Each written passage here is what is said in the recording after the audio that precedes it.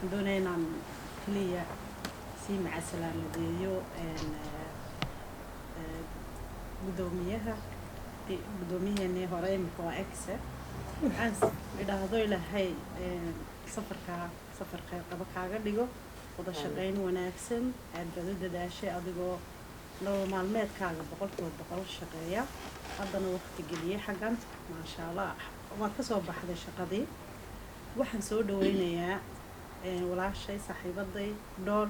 hawshan waa hawshii aad taqaanay annaguna dee garabkaagaan taaganahay